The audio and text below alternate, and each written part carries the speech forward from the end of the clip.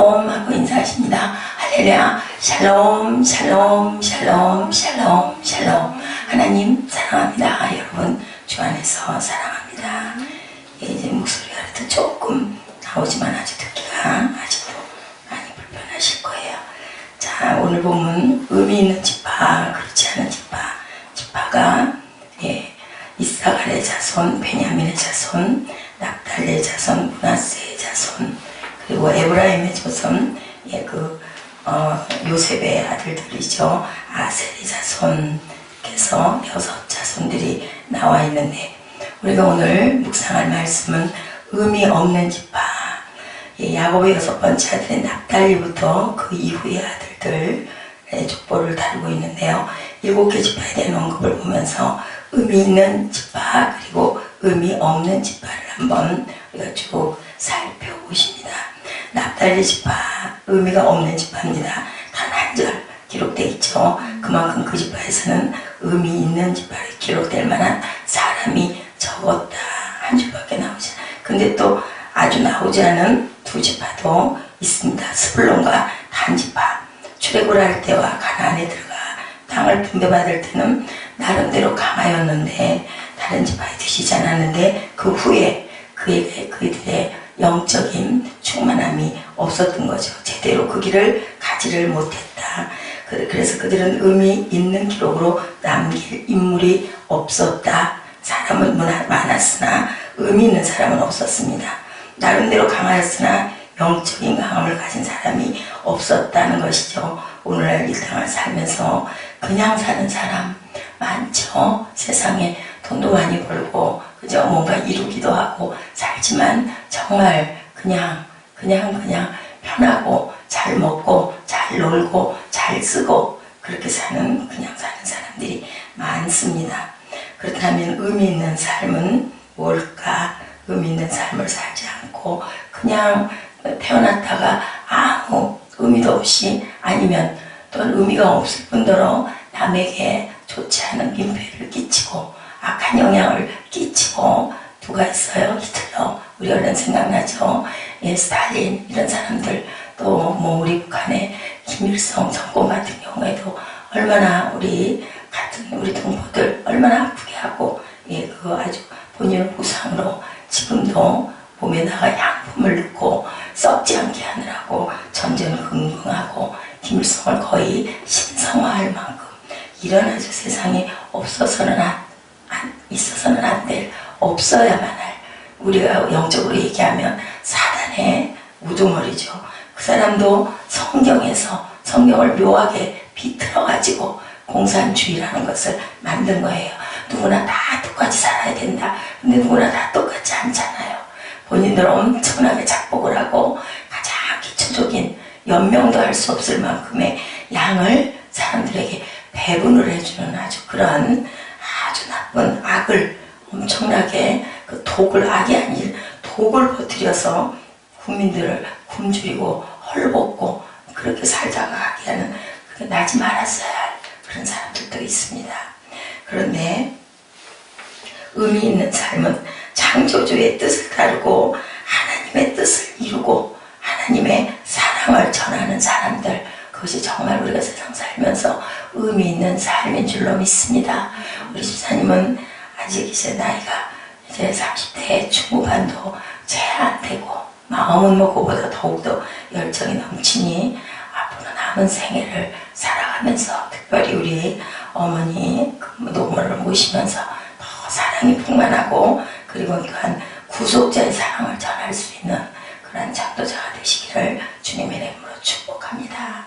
하나님 앞에서 나는 과연 어떤 의미로 태어났으며 어떤 의미로 앞으로 살아갈 수 있을까? 나의 뜻이 아니라 하나님의 뜻을 우리가 온전하게 아는, 그렇게 해서 의미 있는 역사를 내가 내 나름의 인생의 기록을 쓸 수 있는 그러한 삶을 살아야 되겠다. 최소한 나 때문에 구원 얻은 사람이 한 사람이라도, 그죠? 내 자녀라도, 내 부모라도, 내 형제라도, 우리가 멀리는 못한다 할지라도, 물론 해외까지 나가서 아웃리치를 할 수 있고 선교를 하면 더 좋겠지만, 그렇게 만약에 못한다 하더라도 가장 가까운 가까운 내 가족이라도 온전하게 구원하고 갈 수 있으면 그것도 하나님의 은혜죠. 그 사람을 말할 때 다 이름이 들어가겠죠. 예, 내 자녀가 아니면 내 언니가, 내 동생이, 또한 내 어머니가 나로 인해서 예를 들어 예수를 믿어서 구원을 받았어. 그러면은 나중에 이 다음에라도 우리 아이들에게라도 그렇게 전달이 되지 않겠어요. 나는 누구 때문에 어느 교회를, 새생명 세빛교회를 나가게 돼서 내가 이렇게 은혜를 받고 내 아이들도 이렇게 믿음 생활을 잘하게 해서 아이들이 이렇게 온전하게 세상에 귀하게 쓰이는 빛이 됐다. 얼마나 감사할까요? 생명책에 우리 이름이 기록되고 내 자녀의 이름이 기록되고 내 가족의 이름이 기록되는 것처럼 복되고 귀한 일은 없는 줄로 믿습니다. 기록된 지파를 보면 가장 길게 기록된 지파는 베냐민. 베냐민은 야곱의 몇째 아들, 막내 아들이죠. 베냐민 지파는 다른 지파에 비해 굉장히 많이 기록되어 있는데 원래는 막내인 것처럼 굉장히 약해요. 여리고 그죠? 상처도 잘 받고 눈치도 많이 보고 그런데 이 막내에 하면 어떻게 느끼세요? 우리 어머니가 아이를 많이 두셨는데 막내 아이들은 대개는 늦게 두시기 때문에 막내 때문에 그렇게 마음에 걸려서 일찍 돌아가는 게 힘들어한다는 그런 어머니들이 많이 계세요.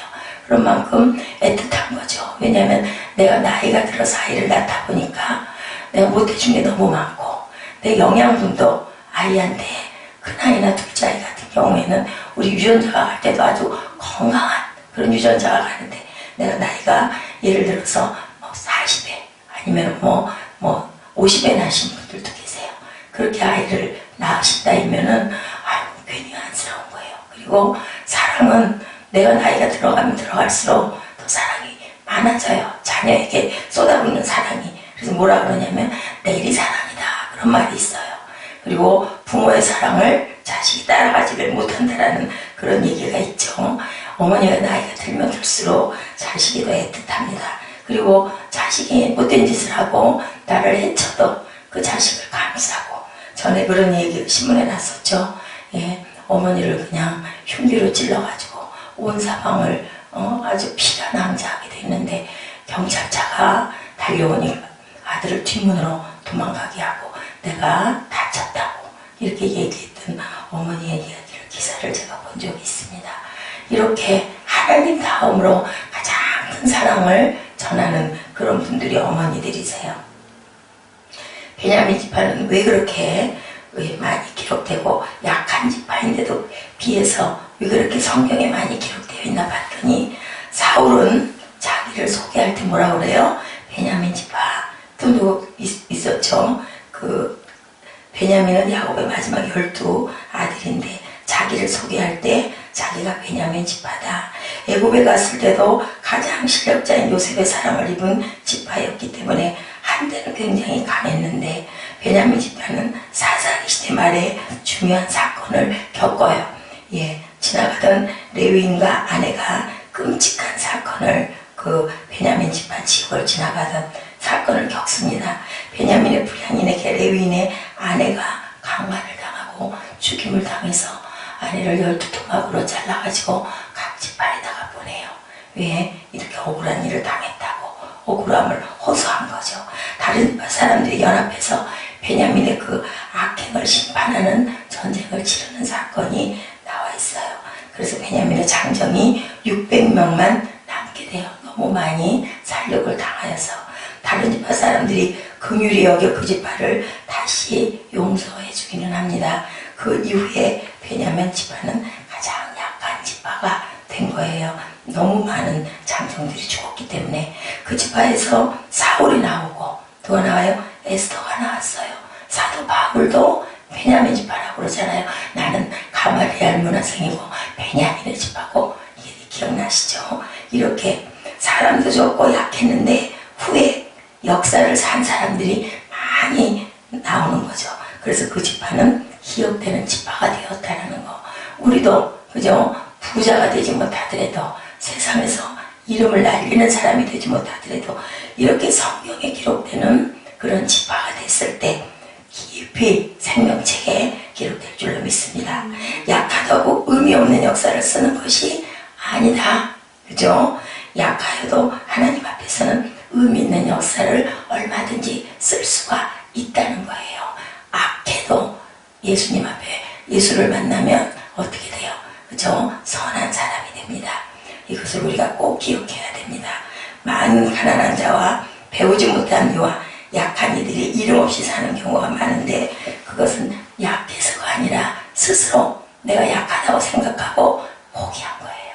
열심히 뭔가 이루려고 하는 마음을 포기해버렸을 때 정의롭게 살 수가 없다라는 거. 우리가 병 걸리면 병 걸린 것 자체에서 그냥 아이고 나는 죽을 거야. 아이고 그냥 살기 힘들고 아파 죽겠는데 얼른 그냥 가야지. 포기하는 마음에서 우리가 병을 이기지 못해요. 그렇기 때문에 중요한 건 마음의 중심이 중요하다. 약해서가 아니라 약하다고 움직이지 않기 때문에 게을러져서 제가 어저께 조금 자고 일어나가지고 몸을 씻고 싶은데 귀찮은 거예요. 한번 씻고 잠을 자서. 그래서 제가 그랬어요. 참 게을르다. 이럴 때 좀 시원하게 샤워를 하면 얼마나 상큼하고 좋을 텐데 결국은 자선책을 선택을 해서 수건을 뜨거운 물에다 적셔가지고 닦았어요.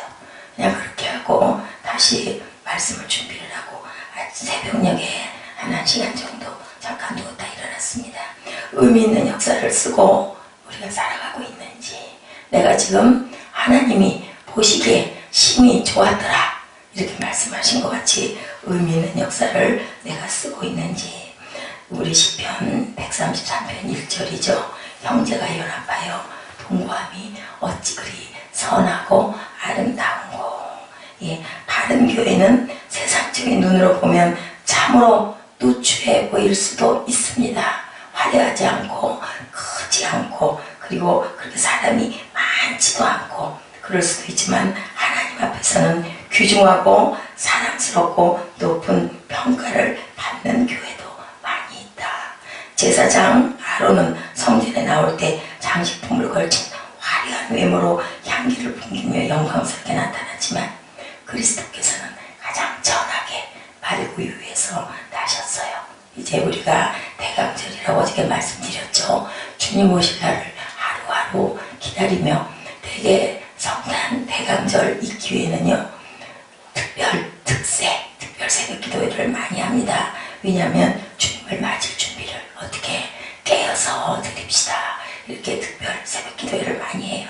화려한 교회 건물에 예수님의 십자가가 가려지지 않도록 우리는 늘 조심해야 되겠다. 그렇다면 바른 교회는 바른 공동체는 어떤 공동체일까? 좋은 병원이 건물이 꼭 그다음 좋은 병원이 아니죠. 환자를 사랑과 정성을 가지고 보살필 줄 아는 것이 좋은 교회입니다. 예배하는 공동체, 그죠? 늘 예배가 끊이지 않는 공동체. 예배는 기독교인의 가지고 있는 의무이자 또한 권리이자 또한 축복입니다. 레위기 10장 1절에서 11절에 교회에 대해서 쭉 나가고 있죠. 또 요한복음 4장 24절이죠. 신령과 진정으로 예배 드릴지니라. 또한 우리 집사님처럼 기도에 힘쓰는 공동체, 기도하는 교회가 되어야 되겠죠. 마가복음 9장 29절. 기도로 우리는 무슨 일이든지 할 수 있어요. 기도하면 하나님을 만날 수 있어요. 기도하면 주님과 대화할 수 있어요. 기도하면 내 마음을 전할 수 있습니다. 내 삶 가운데 공고하고 어려운 모든 것 쉬지 않고 기도해라 라고 말씀하시죠. 그럼 한숨일 아무것도 안 하고 눈 감고 기도만 하고 있어라 아니죠. 우리 마음에 하나님을 품고 열심히 내가 처한 상황에서 직장에서 일하고 학교에서 공부하고 또 설교자들은 열심히 설교 준비하고 말씀 전하고 그것이 바로 우리가 기도입니다. 또한 예수와 여자들과 어머니 마리아와 예수의 아우들과 더불어 마음을 같이하여 오로지 기도에 힘쓰더라. 사도행전 1장 14절이죠. 만물의 마지막에 가까웠으니 그러므로 너희는 정신을 차리고 근신하여 기도하라. 베드로전서 4장 7절입니다. 하나님의 말씀을 또한 열심히 가르치고 성도들의 말씀을 사모하는 공동체가 되어야 되겠죠. 그들이 날마다 성전에 있든지 집에 있든지 예수는 그리스도라고 가르치기와 전도하기를 그치지 아니하다. 5장 42절입니다. 또한 성도가 사랑으로 교제하는 공동체가 되어야 될 줄로 믿습니다. 사도의 가르침을 받아 서로 교제하고 떡을 떼고 오로지 기도를 하기를 힘쓰니라. 사도행전 2장 42절이죠. 날마다 마음을 같이하여 성전에 모이기를 힘쓰고 집에서 떡을 떼며, 하늘에서 성령이 불처럼 부어졌던 사도행전 2장 46절 그때의 말씀이죠. 또한 찬송이 그치지 않는 공동체가 되어야 할 줄로 믿습니다. 우리 에스더 집사님은 집에다가 찬송을 계속 카세트를 해도 그 리피트 되는 거 있죠. 그런 걸 들어서 들으시게 해드리세요. 시편 150편 6절입니다. 호흡이 있는 자마다 야훼를 찬양할지어다. 할렐루야. 그렇죠. 선교와 봉사하고 나누는 공동체, 오직 너희는 그리스도 복음에 합당하게 생활해라. 빌립보서 1장 27절입니다.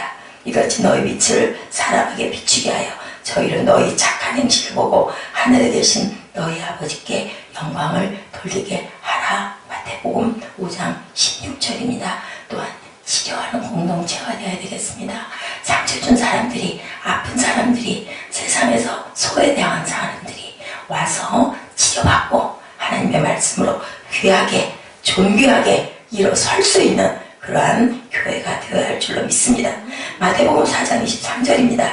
예수께서 온 갈릴리에 두루 다니사 저희 회당에서 가르치시며 천국 복음을 전파하시며 백성 중에 모든 병과 모든 약한 것을 고치시니, 주님이 그렇게 고치다가 가셨습니다. 왜 그렇게 하고 가셨어요? 너희도 그렇게 해라.